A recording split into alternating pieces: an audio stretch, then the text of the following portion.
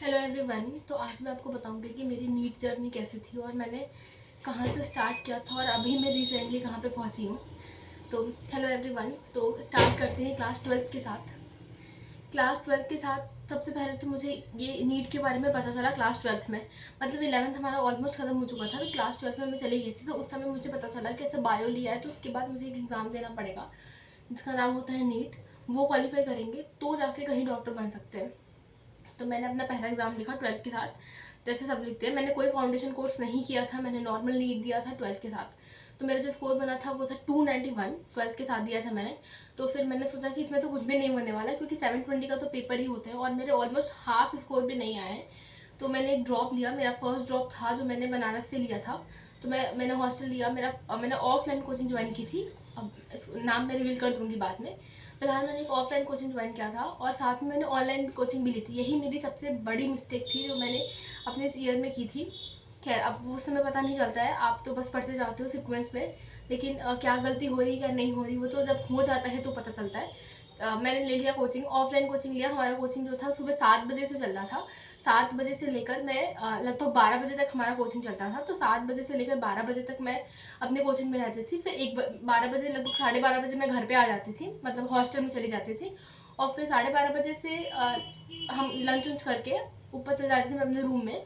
और थोड़ा सा रेस्ट करके मैं फिर ऑनलाइन कोचिंग करना स्टार्ट कर देती थी। तो ऑनलाइन कोचिंग करती थी तो लगभग 4 बज जाते थे। फिर 4 बजे से नाश्ता करके मैं फिर सेल्फ स्टडी करने के लिए बैठ जाती थी। ये तो मेरा सीक्वेंस था। बट उस समय शायद मैंने गलती कर दी कि मुझे कोई एक कोचिंग ही लेनी चाहिए थी। मतलब अगर मैं भी आप लोगों से रिक्वेस्ट कर रही हूँ, अगर आपने ऑनलाइन और ऑफलाइन दोनों ले रखा है तो अपने हिसाब से अपने अकॉर्डिंग ही मैनेज करना है, क्योंकि दोनों लेना ज़्यादा प्रेफरेंस नहीं होता। मतलब ज़्यादा पढ़ना से ज़्यादा इंपॉर्टेंट होता है कि हम कितना सीख रहे हैं। ये बात मुझे उसमें नहीं पता थी। मैं खाली बस पढ़ती जा रही हूँ, पढ़ती जा रही हूँ, पढ़ती जा रही हूँ। मुझे कितना आया उसका कोई भी अंदाज़ा नहीं था, बस मैं करती जा रही हूँ, करती जा रही हूँ। फिर जब हमारा ऐसे चला, फिर हमारा नीट का समय आ गया। तो मैंने नीट का एग्ज़ाम लिखा तो मेरा जो स्कोर था वो खाली 291 से 393 तक बढ़ा। लगभग अप्रॉक्स 100 मार्क्स का इम्प्रूवमेंट हुआ बस। मेरी जो गलती थी वो ये थी कि मैंने दोनों कोचिंग साथ में ली थी और मैं सीखने से ज़्यादा चीज़ों को करने में ज़्यादा विश्वास रखती थी कि ठीक है ये भी कर लो, ये भी कर लो, ये भी कर लो। बट यही मेरी सबसे बड़ी गलती थी। एक कोचिंग ही लेती और उसी पे अच्छे से फॉलो करती तो शायद थोड़ा ज़्यादा इम्प्रूव हो जाता। खैर, ये तो हो गई मेरी फर्स्ट ड्रॉप की बात। अब आता है मेरा सेकंड ड्रॉप वाला रीज़न। सेकंड ड्रॉप की बात करें तो सेकंड ड्रॉप, जब मेरा फर्स्ट ड्रॉप कंप्लीट हो गया तो मैं घर पे आ गई थी। तो फिर मैंने सेकंड ड्रॉप लिया। तो सेकंड ड्रॉप मैंने घर से लिया था, ऑनलाइन कोचिंग करी थी मैंने। पीडब्ल्यू की ऑनलाइन कोचिंग ली थी। अलग सर, एम आर सर, उस समय तो अलग सर हमें नहीं पढ़ाते थे, एम आर सर पढ़ाते थे। एम आर सर बहुत अच्छा पढ़ाते थे, एम आर सर। और उस समय तरुण सर लोग भी थे, एमडी सर थे। मैंने पूरी बार उन्हीं से कंप्लीट करी थी अपने सेकंड ड्रॉप में। तो उस समय मैंने सीयूईटी का भी फॉर्म भरा था सेकंड ड्रॉप में। मतलब जैसे मेरा फर्स्ट ड्रॉप कंप्लीट हुआ तो फॉर्म आ जाता है ना एक बार भरने के लिए, तो उसी समय मैंने अप्लाई कर दिया था। तो जब मैंने फॉर्म अप्लाई किया था तो मुझे मेरा जब इसका रिजल्ट आया तो उसमें काउंसलिंग चलती है। तो मैंने काउंसलिंग कराई तो मुझे बनारस हिंदू यूनिवर्सिटी अलॉट हुआ था मेरे सेकेंड ड्रॉप में, जब मैंने सेकेंड ड्रॉप लिया था। तो बनारस हिंदू यूनिवर्सिटी मुझे अलॉट हुआ था मेरे सेकेंड ड्रॉप में, बीएससी के कोर्स के लिए। बीएससी बॉटनी से था मेरा, बॉटनी, जूलॉजी और केमिस्ट्री, ये 3 कोर्स थे मेरे। तो अब कॉलेज भी ठीक है और इधर से अगर मैं कॉलेज में एडमिशन ले लेती हूँ तो मेरा साल बर्बाद नहीं होगा। तो फिर पता नहीं क्यों मैं कॉलेज में एडमिशन ले ली। मतलब मेरा बिल्कुल भी मन नहीं था बीएससी करने का, लेकिन ठीक है, मैं मेरा पहला, मतलब मैं अपने घर की पहली ऐसी लड़की थी जिसका किसी मतलब बीएचयू में एडमिशन हुआ है। तो ले लिया मैंने एडमिशन। लगभग अक्टूबर में मैंने एडमिशन लिया था। मैं 1 महीने कॉलेज नहीं गई। फिर नवंबर से मैंने कॉलेज गई, पर वहाँ पे मैनेज ही नहीं हो पा रहा था, क्योंकि वो मेरे बीएचयू, मतलब हमारे बीएचयू में ये कंपलसरी था कि आपको 75% अटेंडेंस चाहिए। मतलब हर एक गवर्नमेंट कॉलेज में ये होता है। और वहाँ पे ये भी था कि आप ऐसा नहीं कर सकते कि एक ही कॉलेज में आपका लग रहा है खाली, मतलब एक ही कॉलेज में आपकी एडमिशन हो, मतलब एक ही क्लास में आपका अटेंडेंस लग रहा है, बाकी क्लास में नहीं लग रहा है। ऐसा नहीं था, हर क्लास में अटेंडेंस लगता था, हर एक प्रैक्टिकल में अटेंडेंस लगता था। तो जानना तो बहुत कंपलसरी था और अटेंड करना भी बहुत ज़्यादा ज़रूरी था। तो मुझे अभी भी याद है कि मैं नवंबर में गई थी कॉलेज। मैं खाली 2 दिन कॉलेज गई और मैंने बोल दिया था कि मुझसे नहीं हो पाएगा, क्योंकि मैनेज ही नहीं हो रहा था ना। मैं स्टार्टिंग, मतलब नहीं हो रहा था यार। 75% अटेंडेंस चाहिए, आपको रोज़ जाना पड़ेगा। हमारा 9 बजे से कॉलेज स्टार्ट रहता, 9 से 4 बजे तक पूरा कॉलेज चलता। फिर हाँ, उस समय तो मुझे हॉस्टल भी नहीं अलॉट हुआ था। तो मैं अपने कॉलेज से लगभग प्राइवेट हॉस्टल में रहती थी, जिसका 1 महीने का फीस 6,000 रुपये था। तो मैं अपने प्राइवेट हॉस्टल में रहती थी। वहाँ से मतलब हमारा जो कॉलेज था उसे लगभग आधे घंटे की दूरी पर हमारा हॉस्टल था, तो मैं वहाँ पे रहती थी। तो वहाँ आने जाने में लगभग 5 बज जाता था। अगर टीचर का मन करे तो वो एक्स्ट्रा क्लास भी ले लेते थे अपनी मर्जी से। तो फिर मैंने 2 दिन गई, तो मैंने बोला मुझे नहीं हो रहा है यहाँ पे, ये लोग बहुत ज़्यादा हेक्टिक शेड्यूल है इनका। तो मैं 2 दिन के बाद मैं कॉलेज नहीं गई, मैं वहीं थी प्राइवेट हॉस्टल में, वहीं पे रह के मैं PW से ही नीट का तैयारी करती थी। फिर अचानक से जैसे नवंबर दिसंबर हो गया, फिर जनवरी में मुझे कॉल आता है कि मुझे कॉलेज में ही हॉस्टल अलॉट हो गया है। बनारस हिंदू यूनिवर्सिटी जो लोग पढ़ते होंगे वो जानते होंगे कि वहाँ पे हॉस्टल भी रहता है। तो BHU में ही मुझे हॉस्टल अलॉट हो गया है। अब बात थी कि या तो मैं हॉस्टल लूँ, ठीक है, ग्रेजुएशन तो मैं कर नहीं रही हूँ, कॉलेज तो मैं जा नहीं रही हूँ, तो हॉस्टल का क्या करेंगे। बस बात ये थी कि वहाँ का जो हॉस्टल का फीस है ना वो बहुत ज़्यादा कम है, तो बच्चा अफोर्ड कर सकता है आराम से। अब क्या करूँ समझ तो आ नहीं रहा है, क्योंकि हॉस्टल कॉलेज जा रही होते तो मैं हॉस्टल गई नहीं थी। तो फिर ऐसे ही चलता गया। तो मैं मतलब जनवरी में मेरे को हॉस्टल अलॉट हुआ, मैं हॉस्टल नहीं दी, मैंने ड्रॉप कर दिया हॉस्टल भी। और मैं जो प्राइवेट हॉस्टल में रहते थे वो भी मैंने छोड़ दिया। तो मैं घर पे आ गई थी फरवरी में, और हमारा जो एग्ज़ाम था वो मई में था। तो ये 24 की बात है, ये सेकेंड ड्रॉप वाला मेरा बात है। तो मैं मई में थी, मेरा मई में हमारा एग्ज़ाम था, 7 मई को था हमारा एग्ज़ाम। तो मैं घर पे आ गई थी, घर पे ही मैंने एग्ज़ाम दिया, मतलब मई में मैं आ गई थी घर पे। फिर मैंने अपना घर से ही रह के तैयारी करी, मतलब ऑनलाइन से तैयारी करी। तो फिर मेरा एग्ज़ाम का डेट आता है, मैं एग्ज़ाम देने गई, एग्ज़ाम दे के आई। मैंने स्कोर कैलकुलेट किया, मुझे पता था कि नहीं होने वाला, क्योंकि मेरे स्कोर नहीं बन रहे थे उतने जितने मुझे चाहिए थे। तो मेरा 540, फिर मैंने स्कोर कैलकुलेट कर दिया था, अप्रॉक्स मेरा 550 के आसपास बन रहा था नंबर।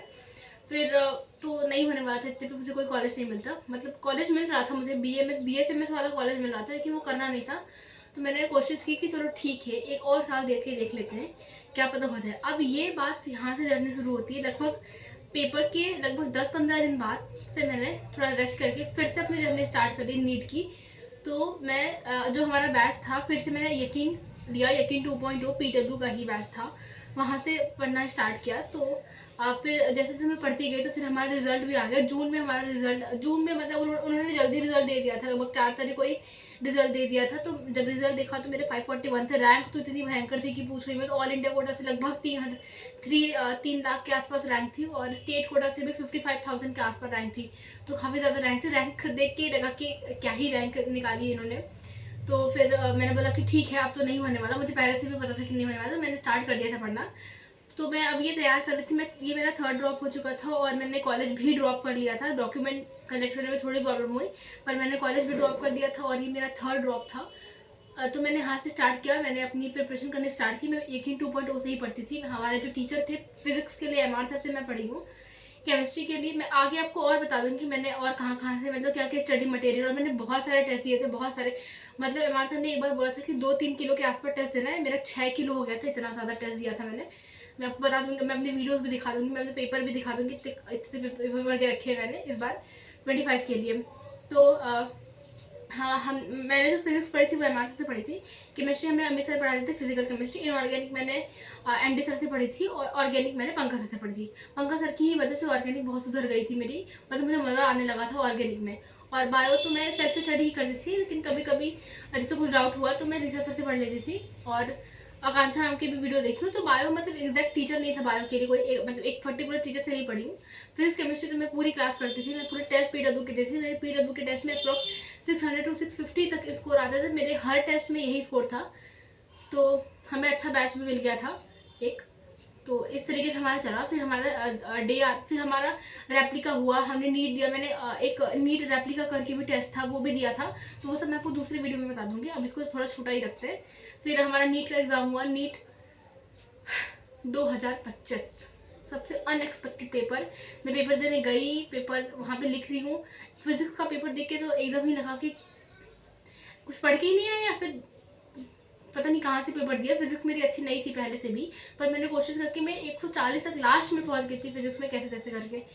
फिर हम पेपर दे के आए। फिर पेपर देने के बाद जब आके देखा कि सबका ही मूड ऑफ है यार, सब बहुत ज़्यादा, मतलब जैसा हम 3-4 साल से इनका ट्रेंड देखे, उन्होंने बिल्कुल अलग ट्रेंड दे रखा हुआ है। फिर उसके बाद जब मैं पेपर दे के आई, मेरा स्कोर भी कैलकुलेट करने का मन नहीं हुआ, इतना बेकार पेपर गया था। मतलब जिस हिसाब से मैंने तैयारी की थी उस हिसाब से इस बार मैंने बहुत पढ़ा था। इनऑर्गेनिक भी काफ़ी अच्छे से मुझे याद थी, सॉल्ट एनालिसिस भी मैंने बहुत सही से किया था, पर पता नहीं क्यों पेपर नहीं गया वैसा जैसे मुझे चाहिए था। फिर ये जर्नी यहीं पे ख़त्म होती है, मेरा थर्ड ड्रॉप यहाँ पे ख़त्म होता है। अब आगे क्या करना है, क्या सिचुएशन होती है, एक बार रिजल्ट आ जाए उसके बाद देखते हैं कि आगे क्या करना है। यहाँ तक की मेरी जर्नी थी। अगर आपको इसमें से कुछ भी सीखने को मिला है तो प्लीज़ उसको सीखना। और एक लास्ट बात बोल रही हूँ कि कभी भी दोनों कोचिंग साथ में मत करना, ऑनलाइन और ऑफलाइन। अगर करना तो अपने रिस्क पे करना, दोनों को साथ में मैनेज करना। मेरी सबसे बड़ी गलती यही थी फर्स्ट जॉब में कि मैंने दोनों कोचिंग ली और मैं दोनों कर नहीं पाई। बहुत ज़्यादा करने से अच्छा है कि चीज़ों को सीखो, सीखने में ज़्यादा फोकस करो। मेरे पूरी जर्नी से मुझे यही सीखने को मिला कि चीज़ों को सीखने में ज़्यादा फोकस करो कंपैरिजन टू हम चीज़ों को करते जा रहे हैं। तो थैंक यू, यहीं पे मेरी जर्नी एंड होती है। ये मेरा थर्ड ड्रॉप था। अब देखते हैं आगे क्या होता है। Bye bye.